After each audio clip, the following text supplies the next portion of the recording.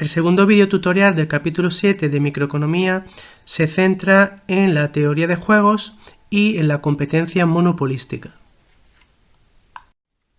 Vamos a hacer una introducción a la llamada teoría de juegos, que es una herramienta realmente útil para el análisis estratégico de los negocios. Y en el video tutorial de aplicaciones de este capítulo 7 vamos a hacer algunos casos prácticos. Como ya adelantamos en el primer video tutorial, la conducta oligopolista se analiza actualmente principalmente a través de la llamada teoría de juegos, en inglés Game Theory. Se trata en verdad de una rama de las matemáticas que se desarrolló en los años 40 del siglo XX por von Neumann y Morgenstern y se preocupa por la elección de la estrategia óptima en situaciones de conflicto. Para poder entender la teoría de juegos, ahora vamos a hacer algunas aplicaciones y ya en el video tutorial de aplicaciones de este tema, como hemos dicho, haremos más ejercicios. Tenemos que tener en cuenta que todos los modelos van a tener jugadores, estrategias y pagos. Los jugadores son los tomadores de decisiones cuyo comportamiento nosotros intentamos explicar y predecir. Y el pago o la matriz de pagos será el resultado de las consecuencias de cada una de las estrategias que tomen los jugadores. Nosotros vamos a trabajar, para simplificar, solamente con dos jugadores o dos empresas. La cooperación es usualmente analizada en teoría de juegos por medio de un juego de suma no cero que se le llama el dilema del prisionero. Es decir, todos los cursos de introducción a la teoría de juegos comienzan con el llamado dilema del prisionero. El enunciado clásico del dilema del prisionero es el que tenemos en pantalla y básicamente sería que la policía arresta a dos sospechosos de cometer un delito, pero no hay pruebas suficientes para condenarlos. A los sospechosos se aíslan en distintas celdas y el fiscal visita a cada uno de ellos y ofrece el mismo trato. Si confiesas y tu cómplice no, el cómplice es condenado a 20 años y tú te vas libre. Si ambos confesáis, seréis condenados cada uno a 10 años de prisión. Si ambos lo negáis, entonces lo único que se puede hacer será encerraros durante un año por un cargo menor. Entonces la matriz de pagos va a recoger las situaciones posibles del dilema del prisionero. Tenemos en pantalla en formato juego la información de la diapositiva anterior. Hemos dicho que todos los juegos van a tener jugadores, estrategias y matriz de pagos, que son las consecuencias según las decisiones que se tomen. En este caso vamos a tener dos prisioneros que, para jugar con la película clásica del gordo y el flaco, pues tengo Oli, el gordo, y Stan, el flaco. Dos prisioneros, dos jugadores, cada uno con dos estrategias, confesar o no confesar, y aquí en el centro, en esta cuadrícula, tenemos la matriz de pagos, que en este caso son los años de cárcel según las estrategias. Por ejemplo, lo hemos dicho, si Oli, el gordo, no confiesa y Stan tampoco lo hace, pues entonces, lo hemos visto, tendríamos un año de cárcel para cada uno de ellos.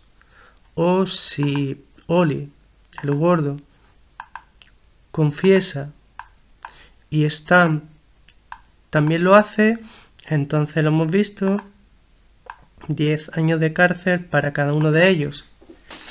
Si Oli confiesa pero Stan no confiesa, entonces Oli, el gordo, se queda libre y 20 años de cárcel para Stan. Y finalmente, aquí abajo, si Oli no confiesa, pero Stan sí lo hace, entonces Stan queda libre y Oli, el gordo, iría 20 años a prisión. Una vez que tenemos la información en la matriz de pagos y sabemos interpretarla, nosotros ahora para poder resolver el juego necesitamos saber si cada jugador tiene o no una estrategia dominante. Una estrategia dominante es que independientemente de lo que haga el otro, es lo mejor para mí. Entonces, vamos a empezar con esta. Para los jugadores que tengamos siempre la parte de arriba, en el juego, vamos a coger la información tal y como muestro ahora en pantalla. Tomamos esta información y vamos a tomar siempre esta información. Y ahora vamos a comparar esa información. Entonces, como en este caso son penas, hay que comparar 10 años con 20 años y 0 con 1 año. Entonces, empezamos. 10 años de pena es menor a 20, sí. 0 es menor a 1, sí. Por lo tanto, sí, entonces nosotros podemos afirmar que Stan tiene una estrategia dominante que es confesar. Independientemente de lo que haga el gordo, lo mejor para el flaco es confesar. Vámonos ahora al jugador que tengamos, en este caso es el gordo, el jugador que tengamos en el lateral. Para los jugadores que tengamos en el lateral, aquí en este caso es el gordo, vamos a tomar la información y compararla de la siguiente manera. Vamos a tomar la información como muestro en pantalla por filas y vamos a comparar la primera cifra, en este caso 10, con la primera fila de abajo y este 0 con este 1. En este caso son años de cárcel, entonces empezamos. 10 es menor que 20, sí. 0 es menor que 1, sí. Por lo tanto, en este caso también hay una estrategia dominante para el gordo que es confesar. Por lo tanto, ambos jugadores tienen una estrategia dominante que es confesar y tendríamos en definitiva el llamado equilibrio de estrategia dominante. Equilibrio de estrategia dominante. Independientemente de lo que haga el otro, cada uno está en mejor situación confesando que callando. En definitiva, la casilla primera, donde se han encontrado estas líneas que hemos trazado de azul grueso con rojo, esta sería la solución del juego. Vamos a aplicar las ideas anteriores del equilibrio de estrategia dominante al siguiente juego de publicidad. Tenemos dos empresas, en este caso Leche Pascual, y también por otro lado tenemos a la Central Lechera Asturiana. Las estrategias para cada una de ellas es hacer publicidad, advertise, o no hacer publicidad, don't advertise. Si ambas hiciesen publicidad, sus beneficios esperados serían de 3 billones de euros tanto para Pascual como para Central Lechera Asturiana. Si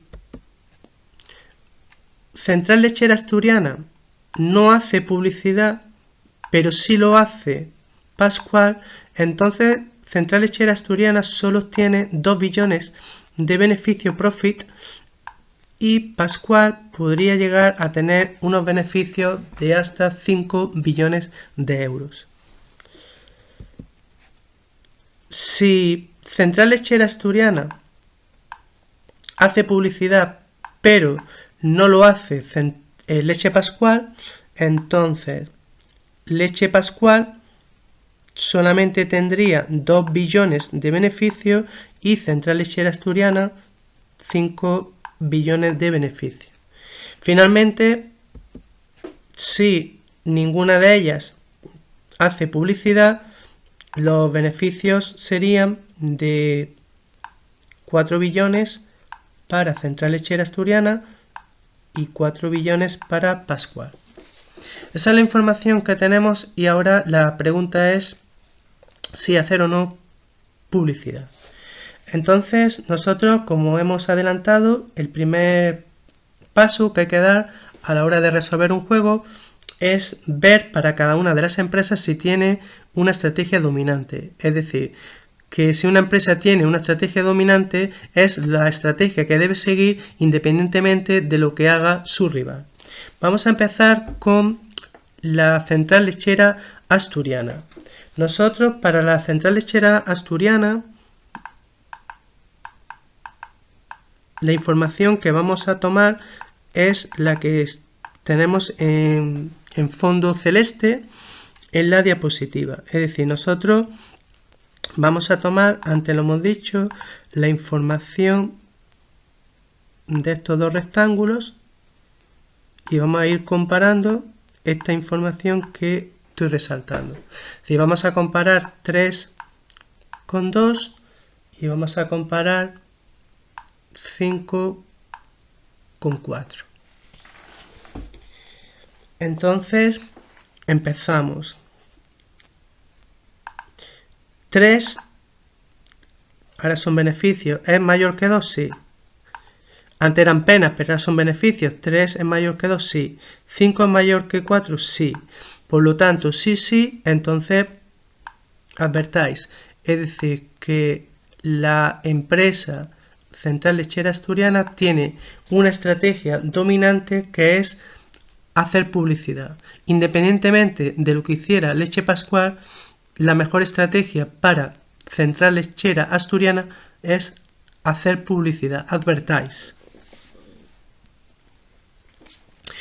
¿Qué ocurre con Leche Pascual? Nosotros lo hemos dicho, para el jugador que tengamos en el lateral, vamos a resaltar la información con estos dos rectángulos en rojo y ahora tenemos que comparar 3 con 2 y 5 con 4. Ahora son beneficios, por lo tanto, 3 es mayor que 2, sí. 5 es mayor que 4, sí, por lo tanto, advertáis. También Leche Pascual tiene una estrategia dominante. Independientemente de lo que hiciera Central Lechera Asturiana, la mejor estrategia para Pascual es hacer publicidad. Entonces, como ambas tienen una estrategia dominante, entonces la solución del juego es muy fácil, es la de equilibrio de estrategia dominante y la solución del juego es de nuevo esta primera casilla donde ambas harían publicidad y cada una de ellas obtendría un beneficio de 3 billones de euros. Vamos a aplicar a la empresa Coca-Cola y Pepsi-Cola también las estrategias de hacer o no publicidad. De nuevo tenemos la matriz de pagos con los beneficios en billones de euros que mostramos también en pantalla. Hacer o no publicidad. Vamos a empezar con Pepsi-Cola. Entonces nosotros recordamos que lo primero que tenemos que ver es si esta empresa tiene o no una estrategia dominante, que es la estrategia que debe seguir la empresa independientemente de lo que haga el rival. Entonces recordamos que hay que comparar el 3 con el 1, son beneficios, y el 5 con el 2. Entonces comenzamos. ¿3 es mayor que 1? Sí. ¿5 es mayor que 2? Sí. Sí, por lo tanto, Pepsi tiene una estrategia dominante. En definitiva, lo más conveniente para Pepsi será aplicar su estrategia dominante, hacer publicidad, independientemente de lo que haga Coca-Cola. Veamos ahora el caso de Coca-Cola. Nosotros lo recordamos, tenemos ahora que comparar la información de la siguiente manera. Vamos a comparar la información de estos dos filas, comparamos el 4 con el 2 y el 5 con el 6. Entonces, ¿4 es mayor que 2? Sí. Pero sin embargo 5 no es mayor que 6. Por lo tanto, en este caso, Coca-Cola no tiene una estrategia dominante. Entonces, si Coca-Cola no tiene una estrategia dominante, ¿qué va a hacer? ¿Haría o no publicidad? Si Coca-Cola se percata de que Pepsi tiene una estrategia dominante, pues también existe una alta probabilidad de que aplique también su estrategia de hacer publicidad. Cuando todos los jugadores aplican su mejor estrategia en función de lo que hacen sus competidores, se llega a un equilibrio que se le conoce como equilibrio de Nash. En este caso tendríamos un equilibrio de Nash. El equilibrio de Nash, en definitiva, en el oligopolio, tiene en cuenta que cada productor persigue la mejor estrategia dadas las estrategias de todos los demás participantes. Pero hay que advertir que todos los equilibrios en estrategias dominantes son equilibrios de Nash, pero la afirmación inversa no es cierta. En otras palabras, los dos casos anteriores de Dilema del prisionero y de Pascual y Central Lechera Asturiana sí que son juegos de equilibrio de estrategia dominante y también son equilibrios de Nash. Pero repito, la afirmación inversa no es cierta. En definitiva, la teoría de juegos, el equilibrio de Nash se obtiene cuando cada jugador conoce y ha adoptado su mejor estrategia y todos conocen las estrategias de los otros. Y su nombre se debe al matemático estadounidense John Nash, que recibió el Premio Nobel de Economía en el año 94, precisamente por sus aportaciones a la teoría de juegos y a los procesos de negociación. Nash desarrolló algunas de las técnicas de la teoría de juegos que se utilizan para analizar el comportamiento de las empresas oligopolistas. Y su vida se llevó al cine en la película Una mente maravillosa, A Beautiful Mind.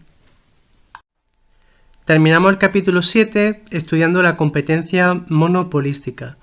Vamos a ver los principales elementos de este mercado y también su equilibrio en el corto y en el largo plazo. El primer elemento importante que diferencia la competencia monopolística de la competencia perfecta es que el producto aquí está diferenciado. En competencia perfecta el producto era homogéneo, sin embargo en competencia monopolística el producto es un producto diferenciado principalmente por la marca, pero también puede ser la composición química, el diseño del envase, etc. Es decir, que hay muchas empresas, menos que en competencia perfecta, pero sobre todo que el producto que vende una empresa es diferente del que venden sus rivales. La información es incompleta o imperfecta, pero la publicidad puede jugar un papel económico importante porque ahorra costes de búsqueda a los consumidores y también puede hacer que estos tomen mejores decisiones de compra. Finalmente, en relación con las barreras, el elemento tradicionalmente se dice que en esta estructura de mercado no hay barreras ni a la entrada ni a la salida. Hoy día este elemento puede ser discutible porque en esta estructura de mercado, como hemos dicho, hay que invertir cantidades importantes en publicidad y este puede ser un elemento disuasorio de entrada en una industria para una empresa que empieza. En definitiva, la diferenciación del producto es la principal característica de esta estructura de mercado. Esa posibilidad de diferenciar el producto es lo que también hace que una empresa tenga cierta capacidad para influir en el precio. En definitiva, en competencia perfecta estamos hablando de productos homogéneos y de empresas que son precio aceptantes. En competencia monopolística estamos hablando de un producto que es diferenciado y de la capacidad para influir en el precio, por lo tanto tendríamos agentes precios decisores. Veamos ahora el equilibrio a corto plazo para una empresa bajo competencia monopolística. En primer lugar necesitamos la estructura de costes de la empresa. Recordamos que tenemos las funciones de costes medios y la función del coste marginal que corta en los puntos mínimos de las funciones de coste variable medio y coste total medio. Ahora necesitamos la función de demanda. Si en competencia monopolística la empresa tiene capacidad para influir en el precio, entonces la función de demanda va a ser una función de demanda decreciente, más plana en comparación con el monopolio, pero decreciente, y también vamos a dibujar por debajo, lo sabemos, la función del ingreso marginal. Ahora nosotros buscamos el output maximizador de beneficio. Pues el ingreso marginal tiene que igualar al coste marginal punto E, y en definitiva tenemos la cantidad de equilibrio bajo competencia monopolística QCM y el precio PCM. En definitiva, el precio sería desde A hasta C. Por unidad producida y vendida la empresa incurre en un coste total BC, y AB, esa diferencia, sería el beneficio por unidad producida y vendida para la empresa en competencia monopolística. Si multiplicamos el beneficio medio AB por la producción total desde O hasta C, nos queda el área de beneficios extraordinarios totales, sería FDAB para la empresa bajo competencia monopolística. En definitiva, tenemos un beneficio medio, que es la diferencia entre el ingreso medio o precio y el coste total medio, donde el precio es AC, el coste total medio, el coste por unidad producida y vendida es BC, y el beneficio unitario por unidad producida y vendida es AB, que al multiplicarlo por la producción total desde O hasta C, nos queda un área de beneficios totales extraordinarios para la empresa bajo competencia monopolística FDAB. En resumen, tenemos que recordar que en competencia monopolística la empresa es la única que produce su marca y tiene una curva de demanda dependiente negativa. La empresa tiene poder de mercado, el precio es superior al coste marginal. Eso lo podemos ver también aquí. Este es el coste marginal y en definitiva el precio es superior al coste marginal. En este ejemplo concreto, en el corto plazo, el precio es superior al coste total medio, por lo tanto la empresa obtiene beneficio. Veamos ahora el equilibrio a largo plazo en esta estructura de mercado. Tenemos en primer lugar a la empresa bajo competencia monopolística que habíamos visto en el análisis anterior, donde, como hemos visto, la empresa carga un precio de PCM, la cantidad o cuota de mercado para la empresa va a ser QCM, y en definitiva la empresa tiene unos beneficios extraordinarios que vienen dados por el área de ABF o FDAB. Si, según los supuestos clásicos del modelo, no hay barreras a la entrada, cuando una empresa vende su marca y tiene beneficio, eso sería un incentivo para que entren otras marcas rivales y, en definitiva, la empresa bajo estudio va a perder cuota de mercado, que gráficamente sería un desplazamiento hacia abajo de la función de demanda. En definitiva, la función de demanda se desplaza hacia abajo cuando entran marcas rivales. Una empresa en concreto, la que estudiamos aquí en pantalla, pierde cuota de mercado, se desplaza hacia abajo la función de demanda de la empresa, también desplazamos el ingreso marginal. Ahora, por lo tanto, donde el nuevo ingreso marginal prima, corta al coste marginal, la estructura de costes no cambió, tenemos un nuevo equilibrio en el punto E', una nueva cantidad de equilibrio Q'CM y un nuevo precio P'CM.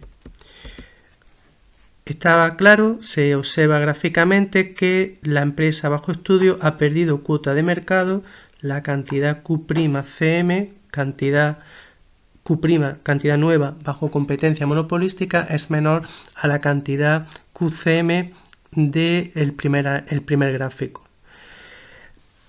Los beneficios extraordinarios son menores, pero sigue habiendo beneficios extraordinarios para la empresa en relación con su marca. De nuevo, aunque sean menores, pero si una empresa está obteniendo beneficios extraordinarios en esta industria, puede seguir habiendo incentivos para otras marcas rivales a entrar y comercializar también esa marca en el mercado. En definitiva, la empresa bajo estudio, la que tenemos aquí en pantalla, sigue perdiendo cuotas de mercado cuando siguen entrando marcas rivales y así seguiría el proceso hasta el momento en el que la empresa ya no tiene beneficio extraordinario alguno y ya no habría incentivos por parte de otras empresas rivales a entrar en la industria a vender su propia marca. En definitiva, el equilibrio a largo plazo se alcanza cuando la demanda de la empresa es tangente a la curva del coste total medio, por lo que la empresa ya no obtiene ningún beneficio y ya no habría incentivos para que otras entraran en la industria, y es cuando se alcanza el equilibrio en el largo plazo. En definitiva, la función de demanda la iríamos desplazando hacia abajo hasta el momento en el que fuese tangente a la función de costes totales medios, y en ese momento para la cantidad Q'Cm ya no habría beneficio extraordinario porque el precio coincide con el coste total medio. El área de beneficio extraordinario sería 0 y en este caso la empresa solo obtiene beneficio normal o contable. Y este sería en definitiva el equilibrio a largo plazo en la competencia monopolística, donde se espera, según los supuestos del modelo, que el beneficio extraordinario en el largo plazo para la empresa sea nulo. Para terminar la competencia monopolística y también el capítulo 7 de microeconomía, vamos a comparar el equilibrio en el largo plazo de la competencia monopolística que acabamos de ver con el equilibrio en el largo plazo de la competencia perfecta que veíamos en el capítulo 5. Nosotros en primer lugar vamos a dibujar la función de coste medio en el largo plazo. Recordamos que cuando los costes medios unitarios son decrecientes en el largo plazo, estamos hablando de las llamadas economías de escala. Es decir, cuando las empresas se van moviendo a escalas o dimensión empresarial cada vez mayores, duplicando, por ejemplo, los recursos y aumentando la producción más del doble, es decir, la existencia de rendimientos a escala creciente, eso se traduce en costes unitarios decrecientes o economías de escala. Por otro lado, hemos dibujado la función de demanda en competencia perfecta, que recordamos que era perfectamente elástica, paralela al eje de abscisa, y la función de demanda en competencia monopolística, que es decreciente, como hemos visto en los análisis anteriores en este vídeo tutorial. Entonces, en competencia perfecta, la cantidad Q con asterisco Cp es el output de equilibrio en el largo plazo que tenemos aquí, y como recordamos del vídeo tutorial del capítulo 5, en largo plazo, desde el momento en el que el precio coincide con el coste total medio, el beneficio extraordinario para la empresa es nulo y no hay incentivos para que entren otras empresas, y se dice que la industria estaría en equilibrio.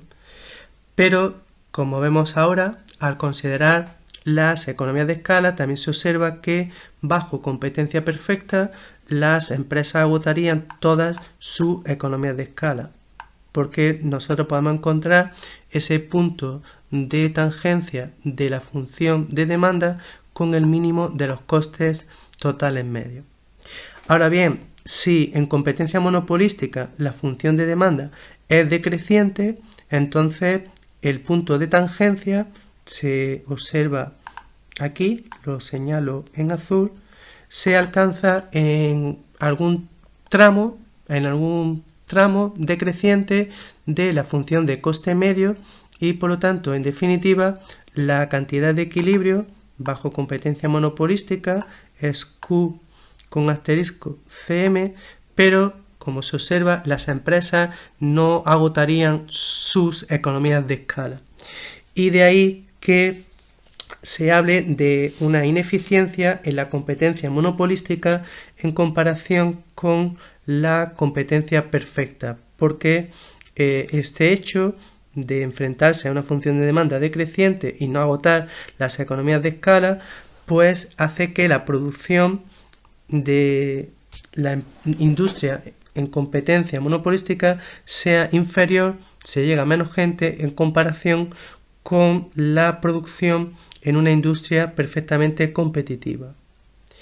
En definitiva, el equilibrio a largo plazo de la competencia monopolística se caracteriza por el hecho de que las empresas tienden a subutilizar sus instalaciones. Esta es la idea de exceso de capacidad de Chamberlain. Chamberlain fue el autor estadounidense que desarrolló la teoría de la competencia monopolística. Ahora bien, el despilfarro de recursos que en teoría supone el exceso de capacidad se interpreta como el coste de producir productos diferenciados. Si la competencia monopolística es fuente de ineficiencia que empeora el bienestar de los consumidores, la pregunta que nos haríamos es, ¿debería entonces regularse o incluso prohibirse este mercado, esta estructura de mercado? La respuesta sería que no debería regularse principalmente porque, por un lado, al haber muchas empresas, el poder de mercado de cada una de ellas es pequeño y también es pequeña la pérdida irrecuperable de eficiencia. Y por otro lado, no debería regularse este mercado porque los consumidores pueden valorar positivamente la diversidad de productos que hay en competencia monopolística y ello puede compensar los costes de la ineficiencia.